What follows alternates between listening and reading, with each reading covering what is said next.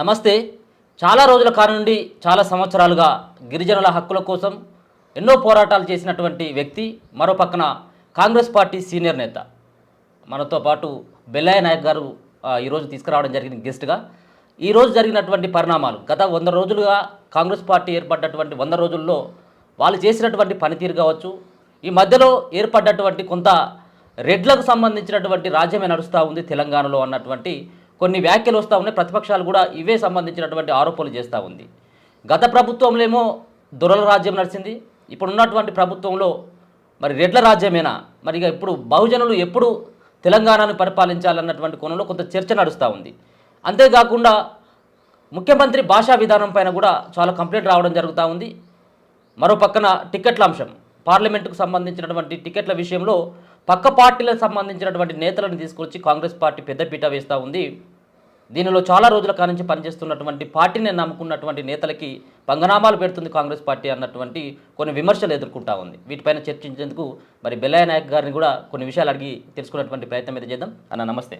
నమస్తే అన్న, ఎప్పుడు కూడా ఇంటర్వ్యూ చేసినప్పుడు బెల్లయ్య నాయక్ గారు కాంగ్రెస్ పార్టీ నేత, గిరిజనుల కోసం కొట్లాడినటువంటి నేత ఇదే చెప్పాల్సి వస్తుంది. కానీ ఎప్పుడు కూడా ఒక ఎమ్మెల్యేనో ఎంపీగానో ఒక కంటెస్టెడ్ ఎమ్మెల్యేనో ఎంపీగానో అసలు చెప్పేటువంటి ఆస్కారం లేదు. ఎందుకన్నా బెల్లయ్య నాయక్ గారు మరి ఎందుకు రాజకీయాలకు పనికిరాడని చెప్పేసి ఏమన్నా మీ పార్టీ భావిస్తూ ఉందా? ఎందుకు అసెంబ్లీ ఎన్నికల్లో కూడా మీకు టికెట్ నిరాకరించింది, ఇప్పుడు పార్లమెంట్ ఎన్నికల్లో కూడా వచ్చేటువంటి ఆస్కారం కనబడట్లేదు? ఏంటన్నా, ఏం జరుగుతూ ఉంది అసలు? పార్లమెంట్ ఎన్నికల్లో ఇప్పటికే మహిబాద్ పార్లమెంటు డిక్లేర్ చేశారు, బలరాం నాయక్ గారికి ఇచ్చారు. సరే, పార్టీ సమాధానం చెప్పాలి దానికి. నేనైతే టికెట్ అడుగుతూ ఉన్నాను, కంటిన్యూస్గా పార్టీ కోసం పనిచేస్తూ ఉన్నాను. సరే, అంతకంటే మంచి పొజిషన్ ఇద్దామని, లేకుంటే ఏ పొజిషన్ ఇస్తారనేటటువంటిది నాయకత్వం సమాధానం చెప్పాల్సి ఉంటుంది. నేను సమాధానం చెప్పలేను దానికి, ఎందుకంటే నాకైతే దానికి సంబంధించింది అసెంబ్లీ. లాస్ట్ టైం అసెంబ్లీ పోటీ చేస్తున్నాను అడిగినప్పుడు పార్లమెంట్కి వెళ్ళండి అని వాళ్ళే చెప్పారు. నేను కూడా అప్పుడు అసెంబ్లీ మీద ఇన్సిస్ట్ చేయలే. పార్లమెంటే ఇంట్రెస్ట్ ఉన్నా కాబట్టి పార్లమెంట్కి పోటీ చేశాను. బలరాం గారికి లాస్ట్ టైం పార్లమెంట్ అసెంబ్లీ ఇచ్చారు, మహబాద్ అసెంబ్లీ. ఆయన ఓడిపోయాడు. అంతకంటే ముందు ఆయన సిట్టింగ్ మినిస్టర్గానే పోటీ చేసినప్పుడు ఓడిపోయినటువంటి పరిస్థితి. తర్వాత పార్లమెంట్కి వచ్చేటప్పుడు మళ్ళీ ఆయనకే ఇచ్చారు, పార్లమెంట్లో మళ్ళీ ఓడిపోయాడు ఆయన. సరే, ఈసారి ఎమ్మెల్యే టికెట్లు ఇద్దరం అడిగాం. తను అడిగాడు, నేను అడిగాను. అసెంబ్లీ టికెట్ తనకు ఇవ్వలేదు, నాకు ఇవ్వలేదు, వేరే వాళ్ళకి ఇచ్చారు. సరే, వాళ్ళు గెలిచారు. నేనైతే కంప్లీట్గా అవుట్ రైడ్గా పనిచేసి ఆ పార్లమెంట్ సెగ్మెంట్లో ఉన్నటువంటి ఏరియా అంతా తిరిగి అందరికి గెలవడం కోసం నా వంతు పాత్ర నిర్వహించిన. సరే, నాకు టికెట్ ఇచ్చినా ఇవ్వకుండా నా పని విధానంలో ఎక్కడ లోపం ఉండదు. నేను చాలా సిన్సియర్గా కమిట్మెంట్తో పనిచేస్తాను. అసెంబ్లీ అప్పుడు ఎట్లయితే పనిచేసినో ఇవాళ కూడా పార్లమెంట్ ఎన్నికల్లో కూడా అదే పద్ధతిలో పనిచేస్తాను. నిన్ననే ఆదివాసీ కాంగ్రెస్ సమావేశం నిర్వహించిన, పార్లమెంటరీ సెగ్మెంట్ వరకు వారిగా ఇన్ఛార్జీలు నేస్తున్నా. రేపు 17 పార్లమెంటుకు 17 మొత్తం ట్రైబల్ డిపార్ట్మెంట్ మీటింగ్లు పెడతా, అందరిని యాక్టివేట్ చేసి మళ్ళీ పార్టీకి ఓట్లు వేయించడం కోసం నా ప్రయత్నం నేను చేస్తాను. అయితే నా గురించి ఆలోచించాల్సింది అధిష్టానం. నాకు తెలిసి నిన్న కూడా ఢిల్లీలో కూడా మొత్తం జాతీయ నాయకత్వం అంతా కూడా, రాష్ట్ర నాయకత్వం అంతా కూడా ఒకరిద్దరు తప్ప మెజారిటీ నాకే టికెట్ ఇవ్వాలని చెప్పారు. సర్వేలలో కూడా నాకు అనుకూలంగానే వచ్చింది. అయినా బలరాం నాయక్ గారికి ఎందుకు టికెట్ ఇచ్చారనేటటువంటిది నాకు తెలియదు. ఎందుకు మరి అధిష్టానం అట్లాంటి నిర్ణయం తీసుకున్న తర్వాత ఎందుకు మరి రాష్ట్రానికి వచ్చిన తర్వాత ఎందుకు మరి ఎవరి వల్ల ఇక్కడ చేంజెస్ అవుతూ ఉన్నాయి? అది మనకు ఇంటర్నల్గా ఏం జరిగిందో తెలియదు కదా. కాబట్టి పార్టీ నాయకత్వం సమాధానం చెప్తుంది దానికి. నాకు దాని మీద ఐడియా లేదు. అయితే నాకే బాధ్యత అప్పచెప్తే పనిచేస్తుంది. నాకు అప్పచెప్పిన బాధ్యత పనిచేయడం వరకు నా బాధ్యత. అప్పచెప్పని దానికోసం నేను ఎంపర్లాడాల్సినటువంటి అవసరం నాకు లేదు. ఓకే, మార్పు రావాలి మార్పు రావాలి అని చెప్పేసి ఏదైతే కాంగ్రెస్ పార్టీ ఎన్నికల ప్రచారంలో చెప్పడం జరిగింది. మార్పు అంటే ఇందిరమ్మ రాజ్యం అంటే ఏది, దొరల రాజ్యం పోయి ఇప్పుడు రెడ్ల రాజ్యం వచ్చినట్టే అదేనా మార్పు వచ్చేది? ఇందిరమ్మ రాజ్యం అంటే ప్రజల రాజ్యం. కాంగ్రెస్ పార్టీ చెప్పేది ప్రజల రాజ్యం. ఇప్పుడు దొరరాజ్యం పోయి రెడ్ల రాజ్యం రాలేదు, ఇప్పుడు ప్రజల రాజ్యమే వచ్చింది. మీరు తీసుకున్నటువంటి నిర్ణయాలు చూడండి. మొదటి రోజే అంతకుముందు ముఖ్యమంత్రి ఇంటికి సామాన్యుడు వెళ్ళలేనటువంటి పరిస్థితి. ఇవాళ ఎన్ని భిన్నాభిప్రాయాలున్నా, ఎన్ని డిఫరెన్సెస్ మా నాయకుల మధ్య గతంలో ఉన్నా, ఇవాళ అందరూ ఒక్కటై పనిచేస్తున్నటువంటి పరిస్థితి ఉన్నది. ముఖ్యమంత్రి గారి రేవంత్ రెడ్డి గారింటికి కానీ, డిప్యూటీ సీఎం గారి దగ్గరికి కానీ, మంత్రుల ఇళ్లకు కానీ వేల మంది ప్రజలు తమకు ఉన్నటువంటి సమస్యలను చెప్పుకునేటటువంటి అవకాశం కల్పించారు. ప్రతి ఒక్కరు కూడా తమ బాధలను చెప్పుకుంటూ ఉన్నారు. రెండోది 98-97 రోజులు అవుతుంది ఇప్పటికి. 100 రోజులు, ఇంకో 3-4 రోజులు అయితే 100 రోజులు అవుతుంది. ఈ కాలంలోనే విస్తృతమైనటువంటి పని జరుగుతూ ఉంది. ఎక్కడ కూడా పని తగ్గలేదు. ఒకవైపు గత ప్రభుత్వం అన్నీ పొక్కలు దొరికిపోతే దాన్ని పూడ్చుకుంటూ ఒక అడ్మినిస్ట్రేషను ట్రాక్లో పెట్టే ప్రయత్నం. అంతకుముందు అయితే సెక్రటరియట్ నడవలే, ఆఫీసులు నడవలే, కలెక్టర్ ఆఫీసులలో పైరగులు తప్ప పనులు జరగలే, ప్రజల బాధలను పట్టించుకునేటటువంటి నాయకుడు లేడు. ఇప్పుడు రీషఫ్లింగ్ చేసి మొత్తం అడ్మినిస్ట్రేషన్ అంతా యంత్రాంగాన్నంతా పనిలో పెట్టి ఒక పని జరిపించేటటువంటి ప్రయత్నం ముఖ్యమంత్రి గారు చేస్తూ ఉన్నారు. చాలా కమిట్మెంట్తో చేస్తూ ఉన్నారు. నిజాయితీ కలిగినటువంటి అధికారులకు పోస్టింగ్లు ఇచ్చి ఆ నిజాయితీ కలిగిన ఆఫీసర్లతో పని తీసుకుంటున్నటువంటి పరిస్థితి. అదే పద్ధతిలో 6 గ్యారంటీలను అమలు చేయడం కోసం ఇప్పటికే దాదాపు 26 కోట్ల మంది మహిళలు ఫ్రీ ఉచిత బస్సు ప్రయాణం చేయడం కావచ్చు, ఉచితంగా గ్యాస్ ఇస్తామనే మాట నిలబెట్టుకునేటటువంటి ప్రయత్నం కావచ్చు, 10 లక్షల రూపాయలు హెల్త్ ఇన్సూరెన్స్ సంబంధించినటువంటి 10 లక్షల వరకు రాజీవ్ ఆరోగ్యశ్రీకి సంబంధించినటువంటి పథకం కావచ్చు, 5 లక్షల ఇండ్లు అందరికీ ఇవ్వడం కోసం మొన్నే మా మైబాద్ పార్లమెంట్ సెగ్మెంట్లో భద్రాద్రి కొత్తగూడెం జిల్లాలో మొదలైంది. ఎస్సీ ఎస్టీలకు అయితే 6 లక్షలు అని చెప్పాము మేము. అది ఎస్సీ ఎస్టీ డిక్లరేషన్లో కూడా పెట్టించాం. ఎందుకంటే నేను 2008, 2006లో కేసీఆర్ గారు తండాబాట అనే కార్యక్రమాన్ని తీసుకొని నిద్రపోవడానికి మా ఉమ్మడి వరంగల్ జిల్లా, ఈరోజు మహబూబాద్ జిల్లా నెల్లికుదురు మండలం జామతండలో పోయి పడుకున్నాడు. నేను పార్టీ నుంచి ఆదివాసీ కాంగ్రెస్ నుంచి మొత్తం తెలంగాణలో మా పెద్ద నాయకులందరూ కూడా ప్రతి ఒక్కరు ఒక్కొక్క తండాలో గూడెంలో పండుకోవాలనే కార్యక్రమం ఆగస్టు 9 నాడు ఇచ్చాం. దానికి మొత్తం నాయకులు డిప్యూటీ సీఎం ముఖ్యమంత్రి గారితో సహా ప్రతి ఒక్కరు కూడా తండాలలో గ్రామాలలో పండుకున్నటువంటి పరిస్థితి. ఆ రోజు నేను జామతండగా నా ప్రోగ్రాం పెట్టుకొని పోయినాను. తను పండుకున్నటువంటి నారాయణ నాయక్ ఇల్లు కూలిపోయింది. రేకుల షెడ్లో ఉండే పిల్లలు 4 ఆడపిల్లలు ఆ కుటుంబానికి నీడలేనటువంటి స్థితి. ఇవన్నీ కూడా మేము బయటికి తీసుకురాగలిగాం.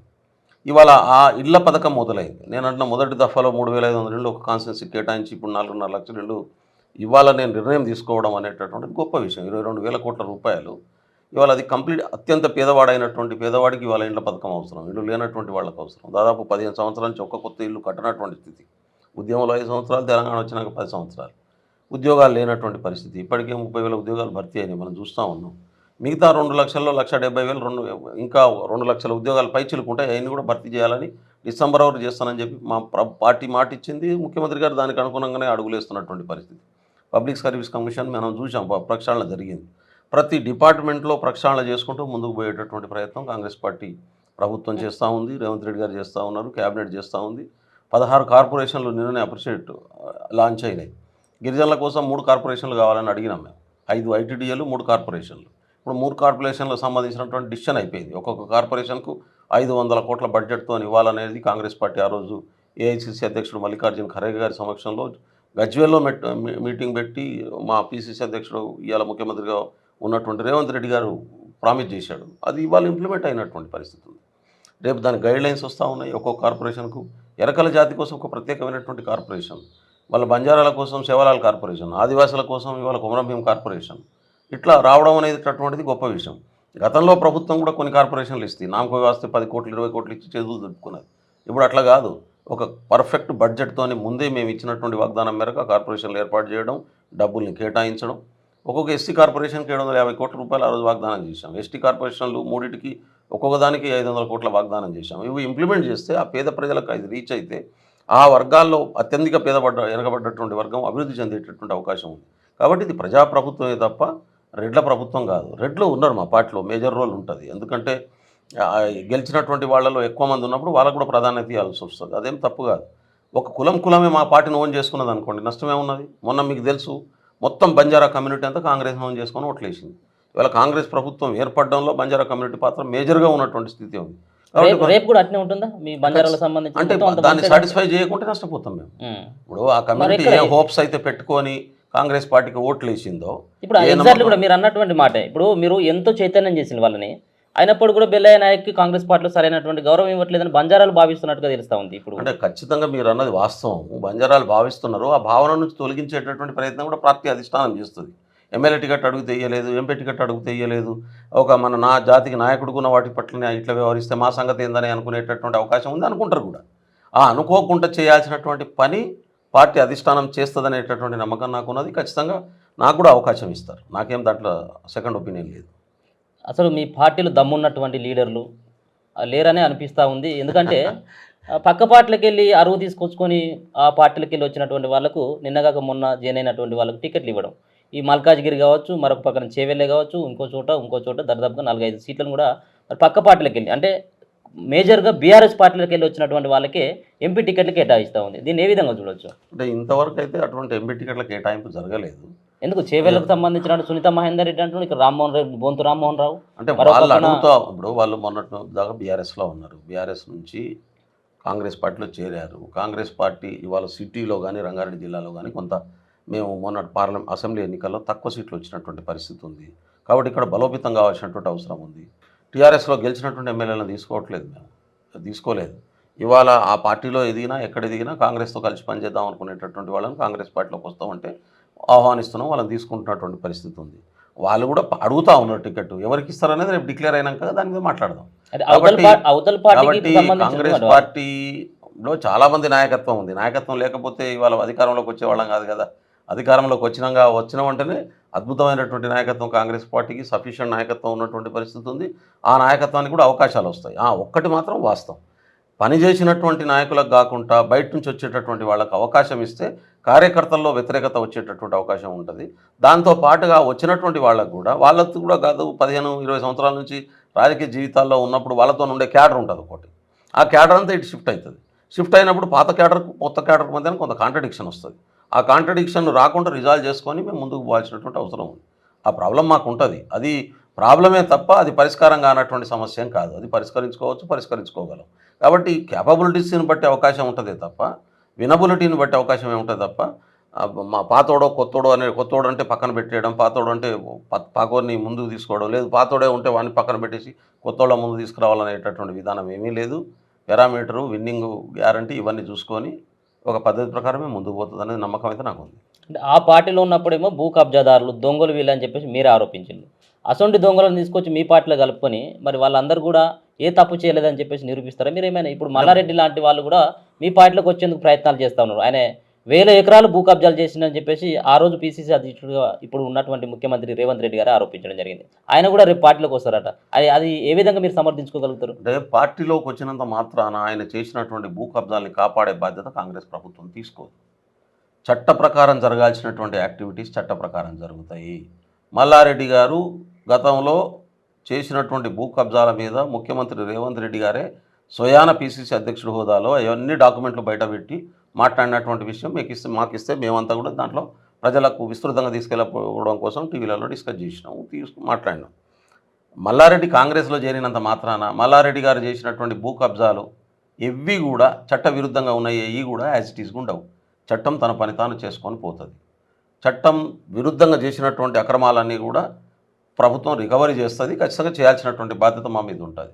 కాబట్టి పార్టీలో చేరితే వాషింగ్ మిషన్లో మేము ప్యూరిటీగా గుడ్ కండక్ట్ సర్టిఫికేట్ ఇచ్చే అవకాశం ఏం లేదు. తప్పు చేసినటువంటి వాళ్లకు చట్టం శిక్షిస్తుంది, మేము కాదు కదా శిక్షించాల్సింది.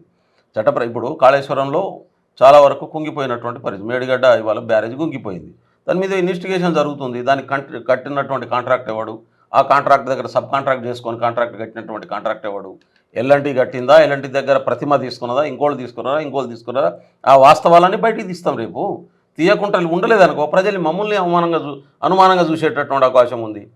ఏం జరుగుతుంది, ప్రభుత్వం ఎందుకు తీస్తలేదు, అమ్ముడు పోయినరా ఈ నాయకుడు కూడా అనేటటువంటి మాటలు మా మీదకి వచ్చేటటువంటి అవకాశం ఉంది. అటువంటి తప్పు మా ప్రభుత్వం చేయదు, మా ముఖ్యమంత్రి చేయడు. ఖచ్చితంగా తప్పు చేసినటువంటి వాళ్ళకి శిక్ష ఉంటుంది.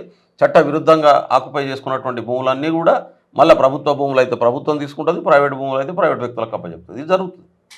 ఇంట్లో అనుమానాలు ఏం ఉండాల్సిన అవసరం లేదు. ఇంకొక పక్కన ముఖ్యమంత్రి పైన ఆయన భాషా విధానం పైన చర్చ నడుస్తూ ఉంది. ఆయన ప్రతిపక్ష నాయకుడా లేకపోతే ఒక పీసీసీ అధ్యక్షుడు, రాష్ట్రానికి ఒక ముఖ్యమంత్రిగా ఉండి పండబెట్టి తొక్కుతా, పేగులు తీసుకొని మెడలు వేసుకుంటా, ఇదేంటిది? ఈ భాషా విధానం పైన ఇది మారాల్సినటువంటి అవసరం లేదంటారా? నేనేమంటున్నా అంటే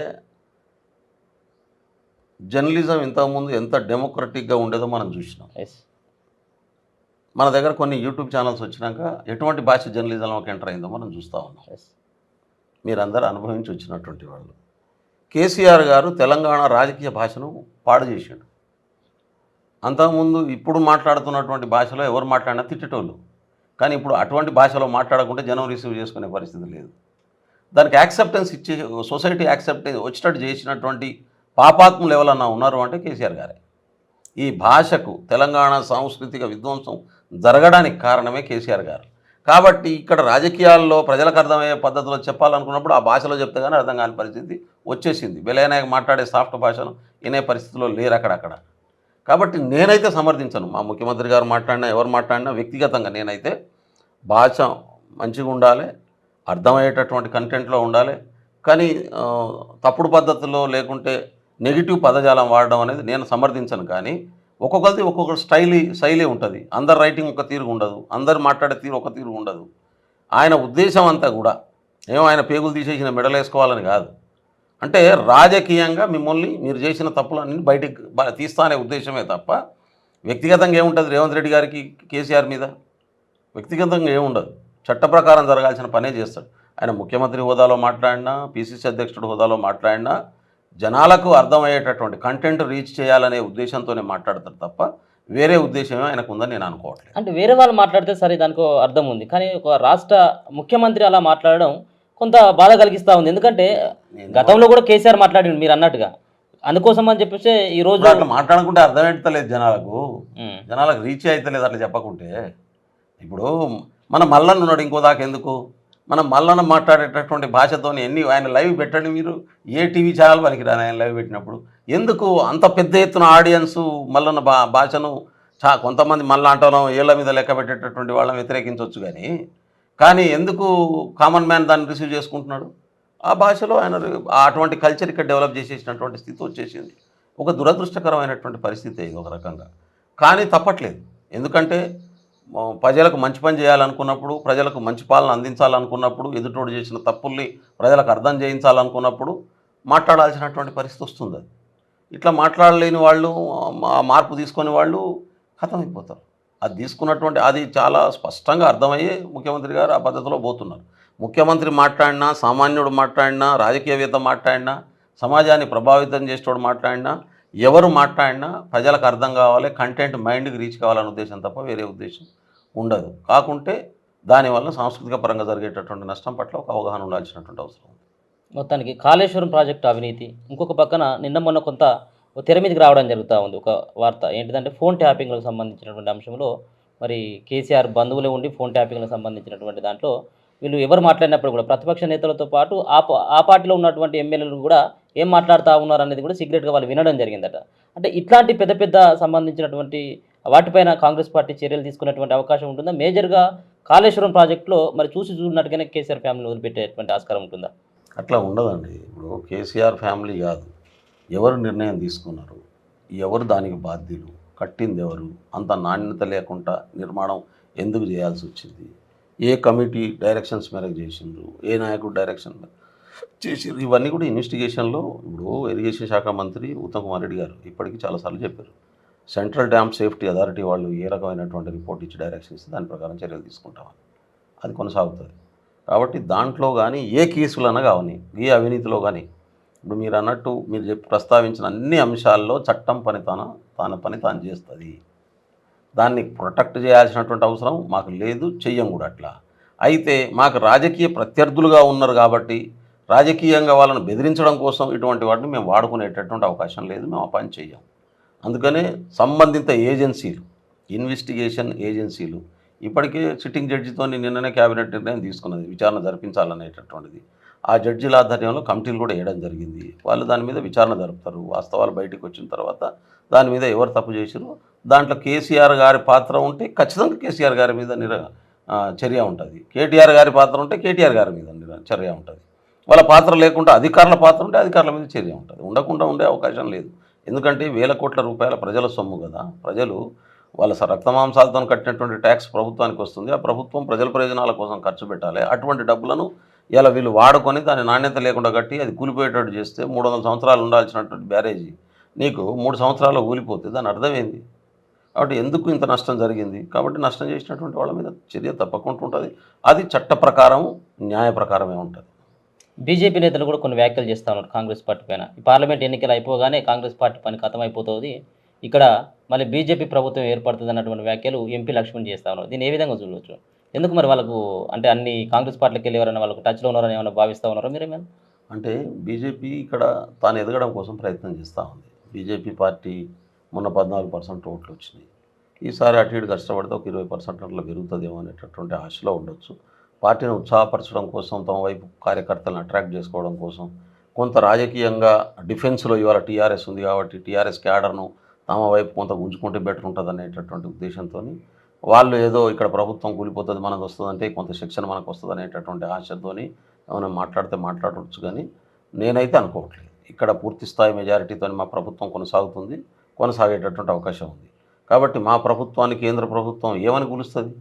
బై ఎలక్షన్స్ ఏమైనా పెడతారా? తెలంగాణ ప్రభుత్వాన్ని రద్దు చేస్తారా? రాష్ట్రపతి పాలన విధిస్తారా? విధించేటటువంటి అవకాశం విధిస్తే ఏమని అవకాశం? లా అండ్ ఆర్డర్ ప్రాబ్లం ఉందని విధిస్తారా? లేకుంటే ఎమ్మెల్యేలని కర్ణాటకలో మధ్యప్రదేశ్లో కొన్ని రాజీనామా చేయించినట్టు అట్లేమన్నా కొన్ని రాజీనామా చేయిస్తారా? అంటే రాజ్యాంగం ప్రజాస్వామ్యం రాజ్యాంగం ద్వారా వచ్చినటువంటి హక్కుల్ని కాలరాసే ప్రయత్నం చేస్తారా? అంటే లక్ష్మణ్ గారు చెప్తున్నటువంటి భాష చూస్తే మాకు రాజ్యాంగం ఏం లేదు, మేమే ప్రభుత్వానైనా కొనేస్తాం కూల్చేస్తాం, మాకు రాజ్యాంగం మీద విశ్వాసం లేదని చెప్తున్నాడు. అటువంటిప్పుడు బీజేపీ పార్టీకి పార్లమెంట్లో ఎందుకు ఓట్లేయాలని ప్రస్తావన వస్తుంది కదా, ప్రశ్న ఉత్పన్నమవుతుంది కదా. గెలవక ముందే ఇటువంటి ప్రస్తావన తీసుకొస్తున్నటువంటి బీజేపీ నాయకులకు ముందుకు ఎట్లేయాలి? రేపు ప్రజాస్వామ్యంలో ప్రజలు డిపాజిట్లు కూడా రాకుండా ఓడించేటటువంటి అవకాశం ఉంటుంది. కాబట్టి మాట్లాడే ముందు లక్ష్మణ్ చాలా పెద్ద ఆయన, అనుభవం కలిగినటువంటి వ్యక్తి, చాలా సంవత్సరాలుగా రాజకీయాల్లో ఉన్నటువంటి వ్యక్తి. కాబట్టి తొందరపడి మాట్లాడొద్దని నేను రిక్వెస్ట్ చేస్తా ఉన్నాను. కేటీఆర్ కూడా ఇదే సంబంధించినటువంటి అంశం పైన కూడా మాట్లాడడం జరిగింది. కాంగ్రెస్ పార్టీలో ఇప్పుడు ఉన్నటువంటి ముఖ్యమంత్రి రేపు ఏక్నాథ్ షిండే అవుతాడు అని చెప్పేసి వ్యాఖ్యలు చేయడం జరిగింది. దీన్ని ఏ విధంగా చూడొచ్చు? వాళ్ళ పార్టీ 3 ముక్కలు అవుతుందని చెప్తున్నారు వాళ్ళే. హరీష్ రావు ఒక గుంపు వేసుకొని పోతారట, ఇంకో గుంపు వేసుకొని పోతారట. ముందు అది చూసుకో, అది నిలబడే పరిస్థితి లేదు. ఇప్పటికే 4-5 ఎంపీలు సిట్టింగ్ ఎంపీలు పోయి ఇతర పార్టీలలో చేరుతూ ఉన్నారు. ఒకవేళ మా పార్టీలో చేరిండు పెద్దపల్లి ఎంపీ వెంకటేష్ గారు, ఇద్దరు బీజేపీలో 2-3 చేరి వాళ్ళకి బీఫామ్లో కూడా వాళ్ళ బీజేపీ డిక్లేర్ చేసినటువంటి పరిస్థితి ఉంది. కాబట్టి తమ సమస్యల నుంచి డైవర్ట్ చేయడం కోసం మాట్లాడే మాటలు అవన్నీ, దానికి అంత సీన్ లేదు. వాళ్ళు కేసీఆర్ కేటీఆర్ వాళ్ళ 4-5 తప్ప వాళ్ళ పార్టీలో ఎవడు మిగలడానికి ప్రచారం జరుగుతుంది. ఏది వాస్తవం చెప్పాలి కదా. మేమైతే ఇచ్చిన వాగ్దానాలు ఎట్లా ఇంప్లిమెంట్ చేయాలి, ఎట్లా ప్రజలకు మేలు చేయాలి, ఎట్లా డెవలప్మెంట్ చేయాలి. ఎందుకంటే మేము డెవలప్మెంట్ చేస్తామని మాటిచ్చి ఓట్లు తీసుకున్నాం. 5 సంవత్సరాలలో వాళ్ళకి ఇచ్చినటువంటి ప్రతి వాగ్దానాన్ని అమలు చేయడం కోసం ప్రయత్నం చేస్తున్నాం. ఆ భయం మాకున్నది. వీడు కూడా కొడతారా, వాళ్ళు కూడా కొడతారా భయం మాకు లేదు. మేము ఇచ్చిన వాగ్దానాన్ని 100% నిలబెట్టుకొని ఇంప్లిమెంట్ చేయడం ఎట్లా అనే భయంతో పనిచేస్తున్నాం. మేము రోజుకు 18 గంటలకు మా ముఖ్యమంత్రి పనిచేస్తున్నాడు, ఇతర మంత్రులంతా పనిచేస్తున్నారు. మీరు చూడండి. కాబట్టి ప్రజలకు ఇచ్చిన మాట పట్ల నిలబెట్టుకోలేకపోతామేమో అనే భయంతో చాలా జాగ్రత్తలు పడుతూ పనిచేస్తూ అది 100% ఇంప్లిమెంట్ చేసే ప్రయత్నంలో ఉన్నాం. మేము 100 రోజుల్లో కాకముందే మీరు చూడండి ఎన్ని వాగ్దానాలు ఇంప్లిమెంట్ అయినాయో చూస్తూ ఉన్నారు కదా. ప్రాక్టికల్గా దాదాపు 18-19 ఇంప్లిమెంట్ చేయడం అనేది మామూలు విషయం కాదు. ఇది అంటే రాకెట్ స్పీడ్తో పని జరుగుతూ ఉంది. రాకెట్ స్పీడ్లో కూడా డెవలప్మెంట్ తీసుకొస్తాం ఇక్కడ. కాబట్టి ప్రజలు గౌరవంగా ఒక సంతోషంగా జీవించేటటువంటి పరిస్థితులు తీసుకురావడమే మా ఎజెండా, మా ఉద్దేశం, మా లక్ష్యం. అది 100% మా ముఖ్యమంత్రి రేవంత్ రెడ్డి గారు ఇంప్లిమెంట్ చేస్తారు. ఇంకో 4 రోజులు అయితే 100 రోజులు కూడా పూర్తి అయ్యేటువంటి పరిస్థితి. ఎందుకు మరి రుణమాఫీ కానీ రైతు బంధు ఇంకా పూర్తి స్థాయిలో కాలేదు? అసలు రుణమాఫీకి సంబంధించినటువంటి దాంట్లో ఇంతవరకు క్లారిటీ లేదు. ఇక రైతు బంధు పైసలు 4 ఎకరాల లోపు మాత్రమే పడ్డాయి, ఇంకా పల్లె కూడా పడలేదు అనేది ఓ విమర్శ ఎదురైతా ఉన్నది. మరి దీని పట్ల ఎందుకు ప్రభుత్వం ఏ విధమైనటువంటి చర్యలు తీసుకుంటా ఉంది? ఎందుకు మరి 100 రోజులు అయిపోయినప్పుడు కూడా ఎందుకు రైతులను విస్మరిస్తూ ఉంది? రైతులను విస్మరించట్లేదు. చాలా స్పష్టం. రైతు బంధు అనే పథకం కేసీఆర్ పెట్టిన పథకం. మేము రైతు చేయుతగా దాన్ని మార్చి 15,000 ఇస్తామని వాగ్దానం చేసినాం. నంబర్ 1. రెండవది, కేసీఆర్ గారు గుట్టలకు, షట్లకు, పుట్టలకు, రియల్ ఎస్టేట్ భూములకు, వెంచర్లకు, ఇండ్లు కట్టుకున్న భూములకు కూడా పైసలు ఇచ్చాడు. అది దుబారా. మేము ఆ దుబారా చేయొద్దని అనుకున్నాం. ప్రతి పైసా కష్టపడి పనిచేసే రైతుకు. కొందరు నాకు భూమి ఉన్నది, నేను వ్యవసాయం చేస్తలేను, నా భూమి ఎవడో దున్నుకుంటాడు, కౌలుకి ఇచ్చినాం, ఆ కౌలు చేసే రైతుకు అది పోవాలి. ఇది మా ఆలోచన. అందుకని దాన్ని సమగ్రమైనటువంటి నివేదిక తెప్పించుకొని ఇంప్లిమెంట్ చేసే పనిలో ఉన్నాం. 2 ఎకరాల వరకు పాత పద్ధతిలో 4 ఎకరాల వరకు వేసిండ్రు ఇప్పటికే. నెక్స్ట్ టర్మ్ కంప్లీట్ పూర్తిగా ఈ సర్వే జరిపి దాని మీద లబ్ధిదారులకు మాత్రమే వ్యవసాయం చేసి వ్యవసాయం మీద ఆధారపడి తన కుటుంబాన్ని పోషిస్తున్నటువంటి రైతులకు దాని లాభం జరిగేటట్టు చేయాలనే లక్ష్యాన్ని మా ప్రభుత్వం ఇంప్లిమెంట్ చేయబోతుంది. 1-2 రోజులు లేట్ కావచ్చు, కానీ ఒక సమగ్రమైనటువంటి దాంట్లో తప్పులు లేకుండా దుర్వినియోగం జరగకుండా చూసుకుంటూ ఇవ్వాలనే ఆలోచనతో దాన్ని ముందుకు తీసుకెళ్తున్నాం. ఒకటి. రెండవది, మీరు అన్నట్టు ఇంకో ప్రశ్న ఏమన్నారు? రుణమాఫీకి సంబంధించి 2 లక్షల రుణమాఫీ చేస్తామన్నాం. బ్యాంకులతో దానికి ఆల్రెడీ ముఖ్యమంత్రి గారు 2 సార్లు సమావేశం పెట్టారు. అది రైతులకు కేసీఆర్ లెక్క సంవత్సరానికి ఇంత ఇచ్చి అది వడ్డీ కింద జమ అయ్యేటటువంటి పరిస్థితి గతంలో ఉండే. అట్లా ఉండకూడదని మేము అనుకుంటున్నాం. దానికోసం ఒక కార్పొరేషన్ ఏర్పాటు చేసి ఆ కార్పొరేషన్ పేరు మీదనే లోన్ తీసేసుకొని ఈ రైతుల రుణాలన్నీ ఆ కార్పొరేషన్కు ట్రాన్స్ఫర్ చేసి ముందు రైతుల్ని రుణ విముక్తి చేసేసి కార్పొరేషనే బ్యాంకులకు పైసలు కట్టుకుంటుంది. దాని వడ్డీ పడ్డది కూడా కార్పొరేషన్ మీద పడుతుంది తప్ప రైతుల మీద పడదు. ఈ పద్ధతిలో ఒక వినూత్నమైనటువంటి పద్ధతిలో ప్రభుత్వం ఆలోచిస్తున్నది. 2 లక్షల రుణమాఫీ ఒక రోజు వెనక అయినా ముందైనా ఖచ్చితంగా దాన్ని రుణమాఫీ చేసి తీరుతాం. ఈ టర్మ్లోనే అవుతుంది. అది మీకు ఏప్రిల్ మే వరకు పార్లమెంట్ ఎన్నికలు కనుక రాకపోతే ఇంకో 4 రోజుల్లో అది పూర్తి అయ్యేటటువంటి అవకాశం వస్తుంది. అని పార్లమెంట్ ఎన్నికలు వచ్చిపోతే ఎన్నికల ప్రోటోకాల్ ఉంటుంది కదా, అయిపోయిన తర్వాతనే దాని మీద పెంచి 60 డేస్లో అది కూడా పూర్తి జరిగేటటువంటి అవకాశం ఉంది. కాబట్టి అది చేయకుండా ఉండం, అబద్ధం చెప్పం, తప్పించుకొని పోం. ఒకరోజు వెనకైనా కానీ ప్రజలకు ఇచ్చినటువంటి మాటను, ఎందుకంటే 5 సంవత్సరాల కోసం మాకు ఓట్లు ఇచ్చిండ్రు. 5 సంవత్సరాల కాలంలో మేము ఇచ్చినటువంటి 490 హామీలు, దాదాపు 465-70 హామీలు ఉన్నాయి. ఈ 465-70 హామీల్లో 100%, 100% అమలు చేయడం కోసం మా ప్రభుత్వం పనిచేస్తుంది. బెల్లయ్య నాయక్ గారు, మీరు ఇక్కడ ఉన్నటువంటి కాంగ్రెస్ పార్టీలో ఎక్కువ రోజులు ఉండకపోవచ్చు, తన అడుగులు కూడా వేరే పార్టీ వైపు నడుస్తూ ఉన్నాయి అన్నటువంటి కొన్ని వార్తలు వస్తూ ఉన్నాయి. నిజంగా కూడా అట్లాంటి అవకాశం ఏమైనా ఉంటుందా? బెల్లయ్య నాయక్ గారు వేరే పార్టీ కూడా వెళ్ళేటువంటి పరిస్థితి, కాంగ్రెస్ పార్టీని వదిలిపెట్టేటువంటి అవకాశం ఏమైనా ఉంటుందా? వెళ్ళటం అయితే ఇప్పుడే వెళ్ళిపోతున్నాను కదా, ఇప్పుడు ఎమ్మెల్యే టికెట్ రానప్పుడే పోతున్నాను, ఎంపీ టికెట్ రానప్పుడే పోతున్నాను. 4 సార్లు టికెట్లు ఇవ్వకున్నా కానీ పోకుండా పార్టీ లైన్తో ఎందుకు పనిచేస్తున్నాను? ఇప్పుడు ఎంపీ టికెట్ నాకు ఇవ్వలేదు, డిక్లేర్ చేసి 5 రోజులు కాలేదు. కాకుండా ముందే నిన్న డిపార్ట్మెంట్ సమావేశం పెట్టి మళ్ళీ పార్లమెంట్ ఎన్నికల తయారీలో ఎందుకు పడతా? ముందు రోజు డిక్లేర్ అయింది, నాకు రాలేదు. నెక్స్ట్ డే ఢిల్లీలో ఆదివాసీ కాంగ్రెస్ సమావేశం జరిగింది. ఆ నెక్స్ట్ డే ఏఐసిసి ప్రెసిడెంట్ దగ్గర బుక్ రిలీజ్ ఫంక్షన్ పెట్టుకున్నాము. నాకు టికెట్ కావాలని కొట్లాడతా. దాని అర్థం పార్టీ టికెట్ ఇవ్వకుంటే పార్టీ వదిలేసి పెట్టి ఇంకోసారికి ఇంకో దగ్గరికి పోను. ఇప్పుడు నేను ఏ ఐడియాలజీతోనైతే నా జీవిత రాజకీయ ఉద్యమాన్ని మొదలుపెట్టినో ఆ ఐడియాలజీ వాళ్ళు రాహుల్ గాంధీ ఇంప్లిమెంట్ చేస్తామని తిరుగుతూ ఉన్నాడు. నాకు అంతకంటే ఏం కావాలి? కాబట్టి ఏ రాజకీయ లక్ష్యం కోసం, ప్రజల కోసం పనిచేస్తున్నామో ఆ రాజకీయ లక్ష్యాన్ని నెరవేరాలి. నో డౌట్ కాంగ్రెస్ పార్టీ సిద్ధాంతానికి, కాంగ్రెస్ పార్టీ నిర్మాణానికి మధ్య గ్యాప్ ఉంది. ఇది నేను అనట్లేదు, రాహుల్ గాంధీ కొద్దంటుండు. కాంగ్రెస్ నాయకత్వం కాంగ్రెస్ ఐడియాలజీని 100% ఇంప్లిమెంట్ చేయట్లేదు. చేయకపోవడం వల్ల మాలాంటి వాళ్ళకి నష్టం జరుగుతూ ఉంది. అక్కడక్కడ ఎవరైతే ఐడియాలజికల్గా కమిట్మెంట్తో పనిచేస్తున్నటువంటి సెక్షన్స్ ఉన్నాయో వాళ్ళకి నష్టం జరుగుతూ ఉంది. అయినా కొంతకాలం ఉంటుంది, ఇది తప్పదు. భరించుకుంటూ ఐడియాలజీని ఇంప్లిమెంట్ చేసుకుంటూ పేద ప్రజలకు మేలు చేసి ఈ వర్గాలకు సమానత్వం సాధించాలన్న లక్ష్యంతో పనిచేస్తున్నాం కదా, అది ఖచ్చితంగా చేస్తాం. ఇంకో పార్టీలోకి పోవాల్సినటువంటి అవసరం కానీ నాకు లేదు. అంటే ఇద్దరికి డిఫరెంట్ ఉందా? రాహుల్ గాంధీ ఐడియాలజీకి ఇక్కడ ఉన్నటువంటి రేవంత్ రెడ్డి ఐడియాలజీకి డిఫరెంట్ కనబడుతూ ఉందా? నేను ఏమన్నా అంటే ప్రతి మనిషికి డిఫరెన్స్ ఉంటుంది. అమలు చేసే కాడనే కదా తేలిపోయేది. రేవంత్ రెడ్డి గారి ఆలోచనలు రేవంత్ రెడ్డి గారితో ఉంటాయి, రాహుల్ గాంధీ గారి ఆలోచనలు రాహుల్ గాంధీ గారితో ఉంటాయి, అదేవిధంగా బెల్లయ్య నాయక్ ఆలోచనలు బెల్లయ్య నాయక్తో ఉంటాయి. అయితే దీంట్లో ఉన్నటువంటి కామనాలిటీ, దీంట్లో ఉన్నటువంటి ప్రజలను బాగు చేయాలనేటటువంటి లక్ష్యం, ప్రజలకు మేలు చేయాలనేటటువంటి లక్ష్యమే మమ్మల్ని అందరినీ కలిపి ముందుకు తీసుకెళ్తుంది. ఆ లక్ష్యం రేవంత్ రెడ్డికి ఉంది, ఆ లక్ష్యం బెల్లయ్య నాయక్ ఉంది, ఆ లక్ష్యం రాహుల్ గాంధీకి ఉంది. కాబట్టి ప్రజల పట్ల ఉన్నటువంటి నిజాయితీ, సిన్సియారిటీ మమ్మల్ని కట్టి ముందుకు తీసుకెళ్తుంది. మేమందరం దానికి బాండ్ అయి పనిచేస్తాం.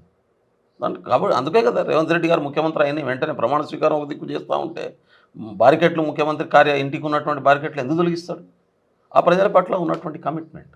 అంటే అట్లా చూడాల్సిందే తప్ప మనం ఇంకో పద్ధతిలో చూడాల్సినటువంటి అవసరం లేదు.